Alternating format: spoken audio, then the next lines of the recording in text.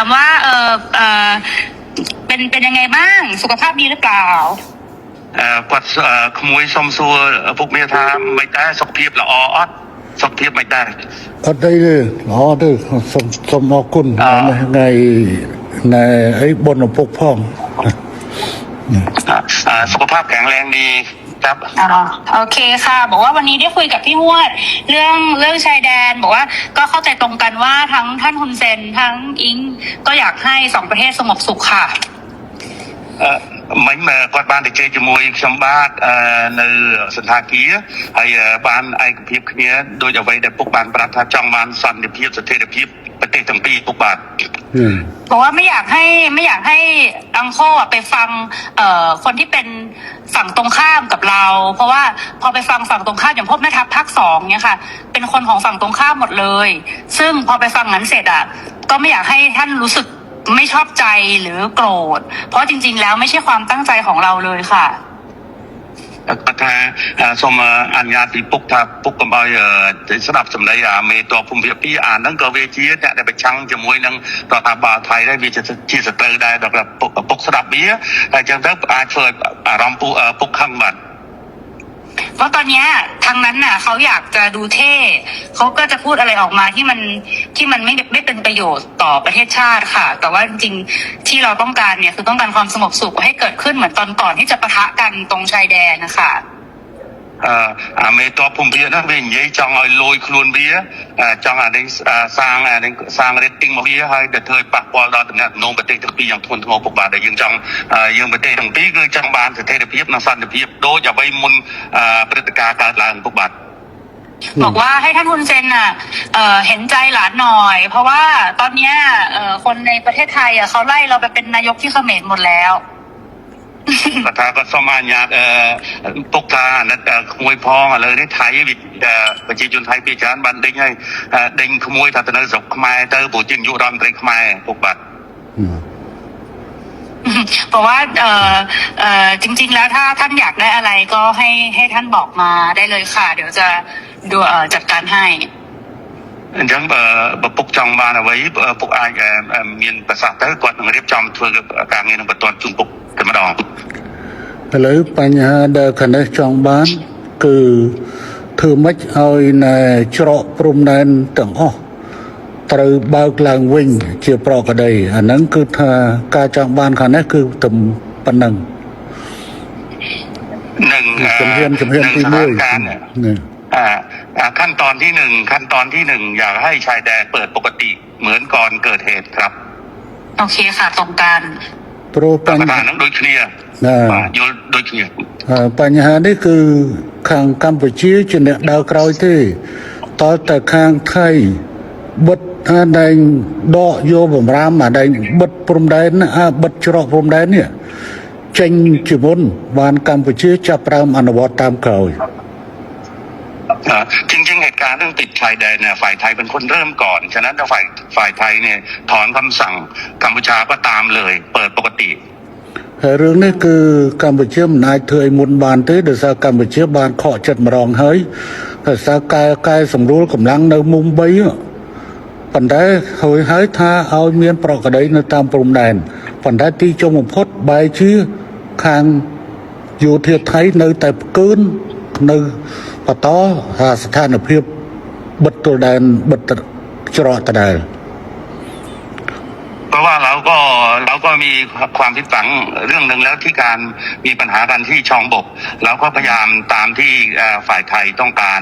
แล้วก็การต้องการนี่เราก็บอกว่าโอเคดังนั้นเราก็ทำตามนะแต่ว่าขอให้สถานการณ์เข้าภาวะปกติแต่ว่าเราถอยแล้วเราถอนแล้วเราปรับกำลังแล้วแต่ฝั่งไทยยังเอาเรื่องด่านเนี่ยมากดดันอีกឥឡូវនេះគឺខាងកម្ពុជាគឺស្នើចេះឲ្យថៃបើកច្រកទាំងអស់ឲ្យបានមុនហើយបន្តទៅកម្ពុជាយូរបំផុត5ម៉ោងគឺកម្ពុជាអាចដកបទបញ្ជាទាំងឡាយដែលហាមឃាត់ការដឹកទំនិញផ្លែឈើបន្លែចូលកម្ពុជាគឺថានឹងដកបទបញ្ជានឹងចេញฉะนั้นท่านสมเด็จอยากให้ท่านนายก ช่วยให้ฝั่งไทยเนี่ยถอนเรื่องการปิดด่านถ้าถอนปุ๊บฝ่ายกัมพูชาจะถอนเรื่องการห้ามสินค้าเกษตรนำเข้าอะไรทุกอย่างก็ถอนฮะ คือตอนเนี้ยค่ะ ให้เข้าด่วนเลยครับผม คือตอนเนี้ยพี่หวดคือรัฐบาลโดนโจมตีหนักมากนะคะ เพราะว่า ครับ พอตอนที่ท่านสมเด็จออกมาพูดกับท่านฮุนมาเนตอะที่บอกว่าจะตัดน้ำตัดไฟอะไรอย่างเงี้ยค่ะ คืออันนั้นต้องขอโทษด้วยเพราะจริงๆอะต่างประเทศอะเขาแค่รายงานขั้นตอนว่าถ้าเกิดเหตุการณ์ต่อไปประเทศไทยจะทำยังไงคือเหมือนอธิบายขั้นตอนให้ฟังไม่ได้บอกว่าจะทำแต่ตอนเนี้ยเหมือนกับเริ่มตัดหนังตัดละครคือทำทุกอย่างหมดแล้วเนี่ย จริงๆ น่าจะให้มันโอเคทั้งสองฝ่ายค่ะ เหมือนเราต้องพูดพร้อมกันว่าเราตกลงร่วมกันแล้ว รัฐบาลคุยร่วมกันแล้วว่าจะเปิดทุกอย่างให้กลับมาเป็นปกติได้ เหมือนว่าจะเอาเป็นอิงกับคุณมาเน็ตก็ได้หรือยังไงก็ได้เนี่ยเหมือนกับว่าเราได้คุยร่วมกัน แล้วก็ทั้งสองฝ่ายเนี่ยอยากให้กลับมาเป็นเหตุการณ์ปกติแบบเนี้ยค่ะ มัน อยา ก็ ก จะ ให้โพสต์ใช่ไหมนายกอิงอยากให้โพสต์ใช่ไหมให้นายกโพสต์ว่าผู้นำ โพสต์ ขอได้คุยกันแล้วอยากให้ ใช่จะโพสต์หรือจะยังไงก็ได้แล้วให้ท่านคุณจะแนะนำก็ได้ค่ะ แต่ว่าเหมือนกับว่ามันต้องเป็นการตกลงร่วมกันนะพี่พวดเพราะว่าตอนนี้อิงกำลังโดนหนักมากเลยค่ะ กับก็ถ้าอะไรนั่งสถานการณ์ไทยนั่นคือไฟกลางประเทศให้ขนมจำนวนมวยก็สมมาไฟโตปีปกได้แต่เนี่ยน้องเปียกสงครามบอตี้เนี่ยยืนสักกัดเรื่องจากอินเทอร์เน็ตเนาะนั่งคือทางอยู่ที่กิมีนักตบไฮการ์ดเชียร์นอเบียนปัญหาจำนวนมวยจำนวนปีจำนวนใบดังนั้นแต่ยัยถ้าเธอปากว่าแล้วก็กดสมตัวพ่อหรือน้องออดเมียนในขนมกำเนิดแต่เธอเบียบนังเตะปัญหาเลยที่กดทักกดสมบอปกฐานนักกดพ่อแล้วนักน้องบัตรคือไฟกดเหมือนเต้นกดจังเอาปกหรือก็ปกนายนอมสำนักจะไปได้โดยจะกอดฐานแล้วไม่ลองตัวปี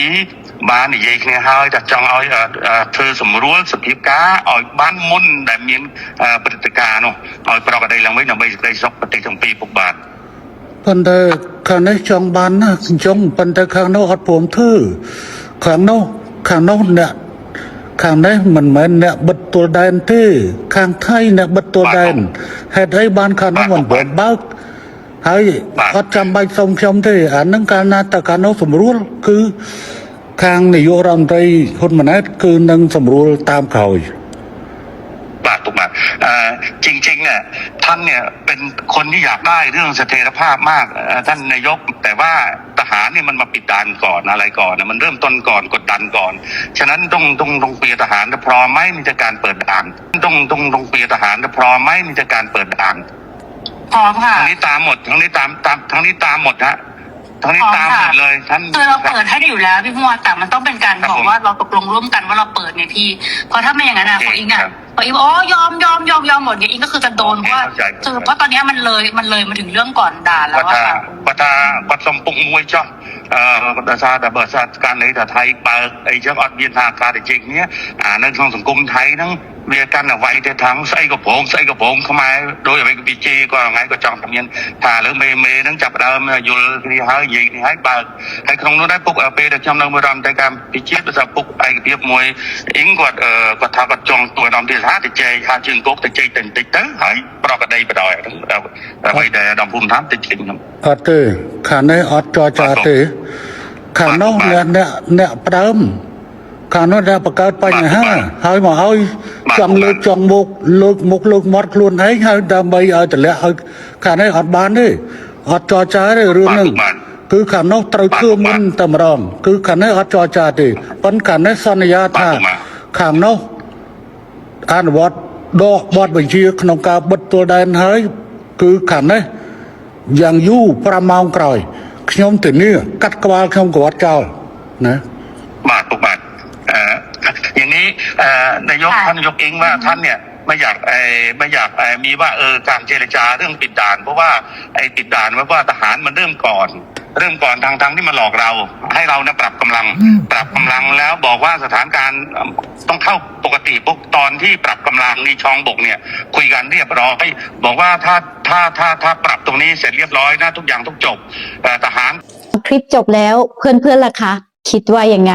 ใครเป็นฝ่ายตรงข้ามกับใครแล้วใครเป็นคนปล่อยคลิปในเมื่อคนแปลเขาก็ถามแล้วว่าแล้วฝั่งไทยเนี่ยอยากให้ทางฝั่งกัมพูชาทำยังไงก็บอกว่าจะให้โพสต์ไหมหรือจะให้ทำยังไงทางฝั่งไทยก็บอกว่าทำได้เลยนะคะตามที่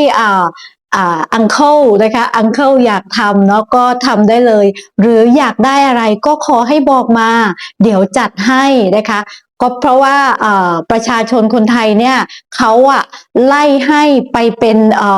Prime Minister ไปเป็นนายกทางฝั่งกัมพูชาแล้วนะคะตอนนี้ก็please นะคะก็ได้โปรดเห็นใจเถอะนะเห็นใจกันหน่อยอะไรเงี้ยทางฝั่งกัมพูชาก็บอกว่าขอให้คุณเนี่ยเปิดด่านเปิดอะไรมาทำมาก่อนแล้วเดี๋ยวเขาตามทั้งหมดเลยนะคะเพื่อนๆอังเคิลกับหลานเขาคุยกันนะคะก็เรียกได้ว่าเหลี่ยมทุกดอกนะคะเหลี่ยมทุกดอกแล้วบอกเพื่อนกันก็คือว่าไว้ใจไม่ได้จริงๆนะคะพร้อมหักหลังทุกคน แม้กระทั่งหลานตัวเองนะคะก็แม้กระทั่งคนไม่ใช่หลานตัวเองสิก็ต้องเรียกว่าคนที่เรียกว่าคุณลุงนะคะอังเคิลนะคะก็แปลว่าคุณลุงนะคะก็เริ่มบทสนทนามาก็ถามสารทุกข์สุขดิบกันแบบลุงหลานนะคะพอจบปุ๊บก็มาโพสต์อย่างที่เห็นเนี่ยค่ะมาแชร์โลกโซเชียลอย่างที่เห็นเนาะทางแม่ทัพนะคะทางแม่ทัพเนาะของไทยก็บอกว่าทางฝั่งไทยคนที่พูดในคลิปเสียงเนี่ยนะคะก็ได้ต่อสายไปขอโทษแล้วนะคะแต่ว่าท่านแม่ทัพก็บอกว่าผมไม่ได้คิดอะไรผมก็ทำงานของผมก็ปล่อยให้เรื่องนี้นะคะคนไทยอย่างเราเนี่ยได้ตัดสินกันนะคะว่าใครคือฝั่งตรงข้ามนะคะแล้วก็ใครนะคะเป็นคนปล่อยคลิปหลุดนี้นะคะทางนายกนะคะก็ได้ออกมาแถลงว่ามันเป็นเรื่องจริงเป็นคลิปจริงค่ะเดี๋ยวไปคุยกันต่อเดี๋ยวไปฟังกันต่อนะคะแล้วเดี๋ยวใครอยากดูคลิปแบบนี้นะคะคลิปหลุดหรือคลิปเสียงต่างๆนี่ก็สามารถกดติดตามช่องของเราไว้นะคะเดี๋ยวไปดูคลิปนายกเดี๋ยวไปฟังดีกว่าเดี๋ยวไปฟังคลิปที่นายกบอกว่ามันเป็นคลิปจริงนะคะไปกันเลยค่ะ